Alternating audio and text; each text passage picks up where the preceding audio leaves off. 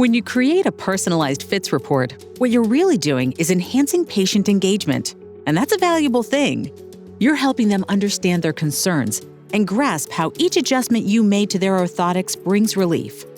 The reporting feature is simple to use. Here's a step-by-step guide. Design your orthotics as usual. Once done, look for the report icon in the right-hand side of your screen.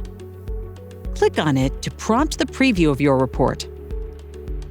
On the left-hand side, you can customize the email's subject line and body text. While on the right, you can leave additional comments for your patient and update their contact information. You can also tailor the report to match your brand, replace the front page, change the logo in the footer, or adjust the color scheme. Ready to share? Click Order and a pop-up will prompt you to send the report to your patient automatically.